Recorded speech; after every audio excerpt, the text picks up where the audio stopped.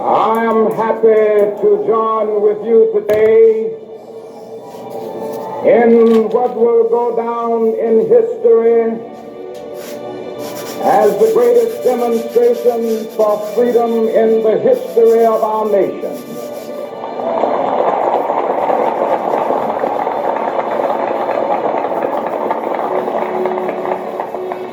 Five score years ago, a great American in whose symbolic shadow we stand today signed the Emancipation Proclamation. And this momentous decree came as a great beacon light of hope to millions of Negro slaves who had been seared in the flames of withering injustice. It came as a joyous daybreak to end the long night of their captivity. But 100 years later, the Negro still is not free. 100 years later,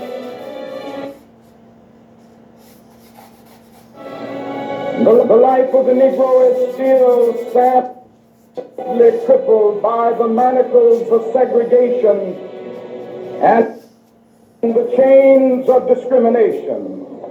100 years later, the Negro lives on a lonely island of poverty in the midst of a vast ocean of material prosperity.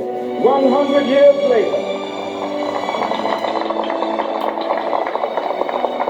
the Negro is still languished in the corners of American society and finds himself in exile in his own land. And so we've come here today to dramatize the shameful condition. In a sense, we've come to our nation's capital to cash a check.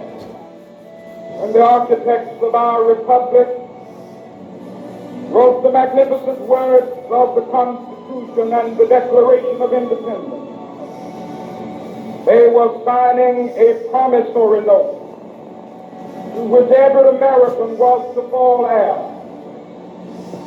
This note was a promise that all men, yes, black men as well as white men, would be guaranteed the unalienable rights of life, liberty, and the pursuit of happiness. It is obvious today that America has defaulted on this promissory note insofar as her citizens of color are concerned. Instead of honoring this sacred obligation, America has given the Negro people a bad check, a check which has come back marked insufficient funds.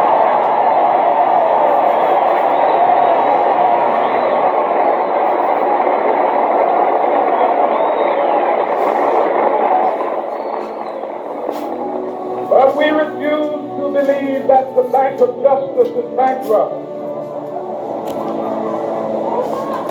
We refuse to believe that there are insufficient funds in the great vaults of opportunity of this nation. So we've come to cash this check, a check that will give us upon demand the riches of freedom and the security of justice.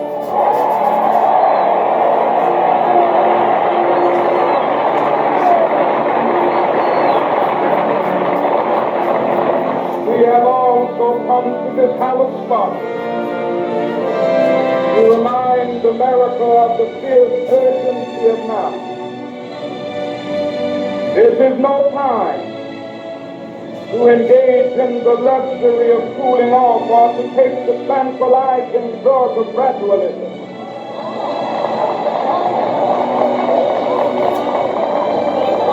Now is the time to make real the promises of democracy.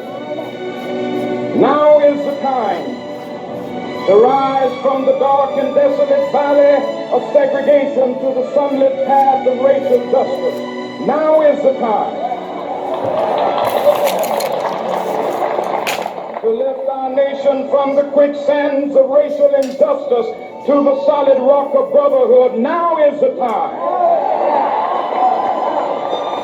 to make justice a reality for all of God's children. It would be fatal for the nation to overlook the urgency of the moment.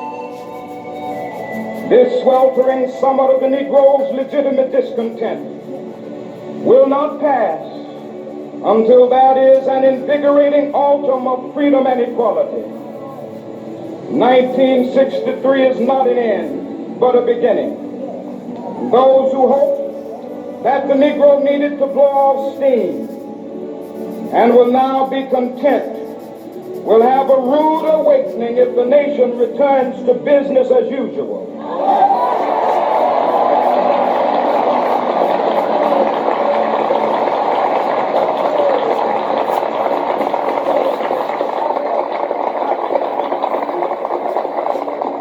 There will be neither rest nor tranquility in America until the Negro is granted his citizenship rights.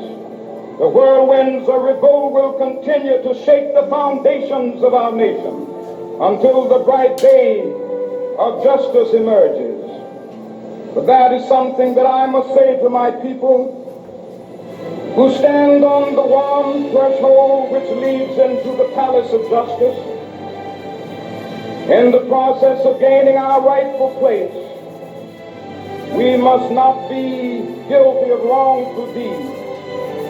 Let us not seek to satisfy our thirst for freedom by drinking from the cup of bitterness and hatred.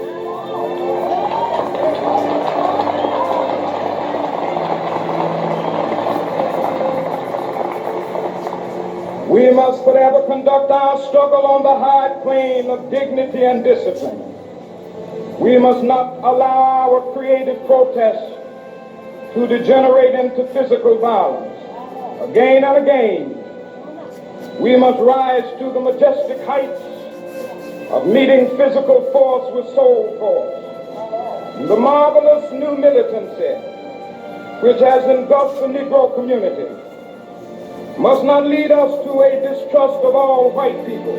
For many of our white brothers, as evidenced by their presence here today, have come to realize that their destiny is tied up with our destiny.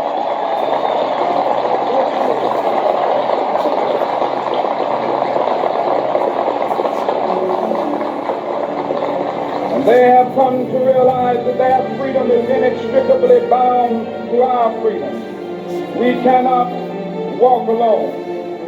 And as we walk, we must make the pledge that we shall always march ahead. We cannot turn back. There are those who are asking the devotees of civil rights, when will you be satisfied? We can never be satisfied as long as the Negro is the victim of the unspeakable horrors of police brutality. We can never be satisfied as long as our body is heavy with the fatigue of travel, cannot gain lodging in the motels of the highways and the hotels of the city.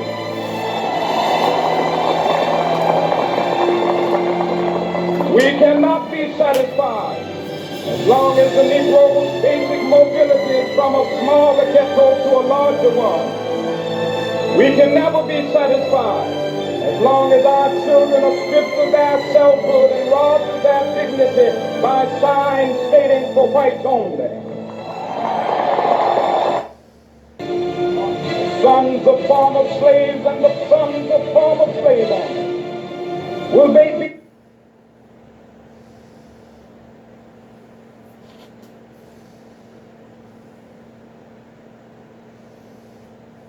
together, to stand up for freedom together, knowing that we will be free one day?